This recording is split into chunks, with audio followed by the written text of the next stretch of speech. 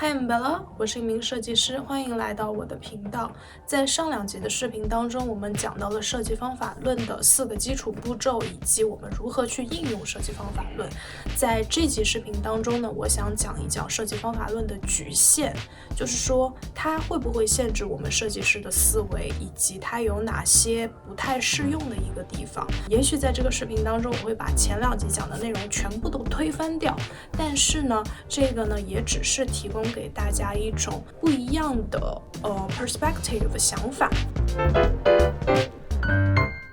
我先想讲一讲我自己的一个例子，就是说我在做设计的时候，其实并不会完全的按照设计方法论的流程去做，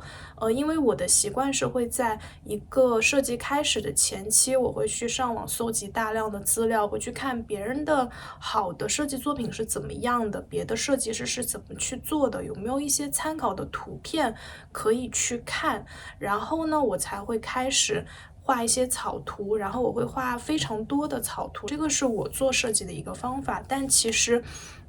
我也不会完全的去按照 Don Norman 提出的那种设计方法论环形的步骤去做设计。所以其实有一些刚进入设计行业的同学们，他们也会觉得说是我不想按照设计方法论这样的一个步骤去做，因为这样一步一步的其实是会局限我们的创意的。创意是天马行空的，是每一个人都不一样的，我们都知道，但是设计方法论却用一套标准的很类似于工业化的一种流程去规定每一个设计师应该按照一步一步的这样子去做，所以这个其实是有点违反于常理的，设计是天马行空的，是每个人都不一样的，但是设计方法论却是用一种标准化的流程去限制了设计师的做法，所以这个是不是有一点有问题的地方呢？我觉得设计方法论的一个优势就在于它把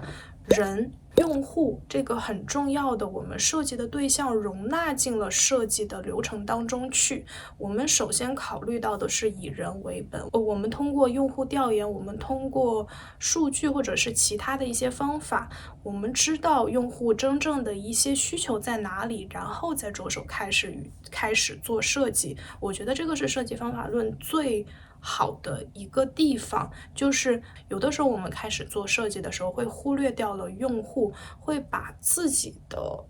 个人的想法放在最优先的位置，会觉得说我做这个设计项目，我是想要去彰显我自己的能力，我是想要去表现我想要表现的东西，但其实这样就比较类似于 artist， 而不是designers， 因为 designers 我们是想要去解决我们面对的用户的需求，或者是我们想要去帮助我们的客户达成他们想要去做的事情。我记得以前我有一个设计师的朋友，他有跟我讲过说，他觉得设计是一个比较偏向于工科的一个课程，就是我们需要按照一套的标准流程，然后去做出一个比较好的东西。这个就有点像是现在设计方法论对设计师的一个局限。但对于我来说，我会把自己定义成一个做创意产业的人，所以我觉得有的时候灵感的迸发，有的时候我们做事情的一个方式会每个人都不同的。而且现在在这个大时代的环境之下，我们知道现在有很多人都在说叫水平世代，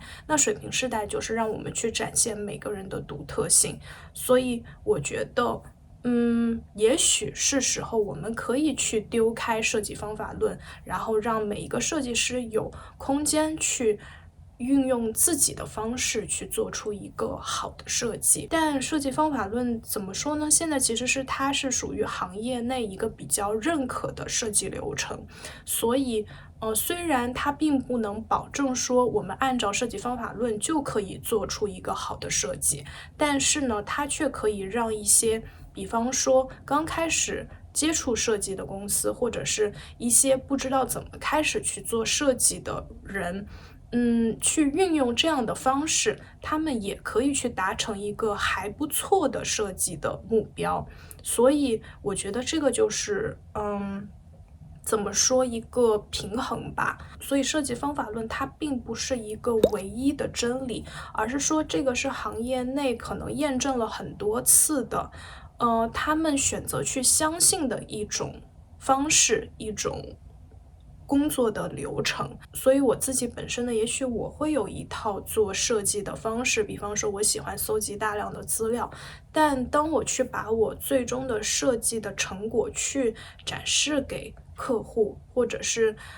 展示给别人的时候，我还是会选择用设计方法论的那个思路逻辑去一步一步的整理我的设计的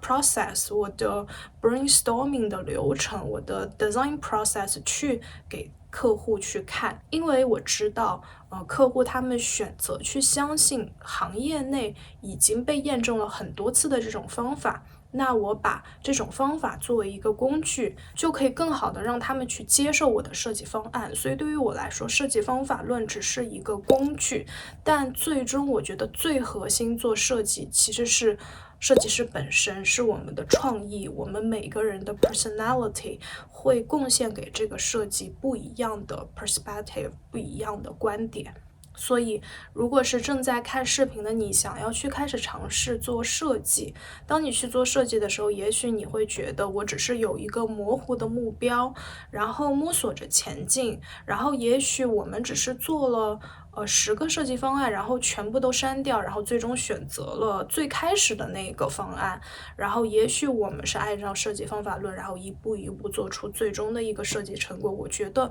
都是 OK 的，都是可以的，并没有对错，因为创意并没有对错，不是吗？所以我觉得作为设计师的我们不需要被设计方法论这样一个非常固定的已经被行业所固化的这种流程去限制我们自己。因为我们做创意的话，并不是像流水线上按照这样一步一步就可以做出一个好的东西，但是这样一步一步的东西呢，确实可以帮助我们的一个工具，是一个很好的一个规范，也是我们设计师可以拿来去运用，去让客户信服我们所做东西的一个很好的一个辅助的工具。以上就是我的观点。也许我讲到这集，大家会觉得我不想再去用设计方法论了，我觉得这种东西太机械了。但是我觉得我们可以去了解，了解了之后，我们才可以去批判，然后去做创新，去做更好的、更未来的。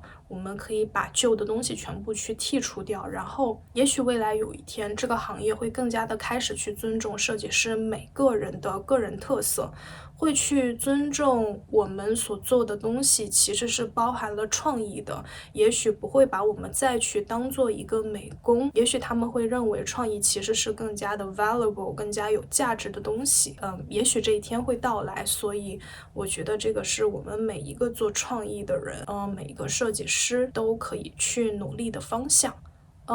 所以今天就先到这里啦，然后希望我讲的东西对你有所帮助，然后拜拜。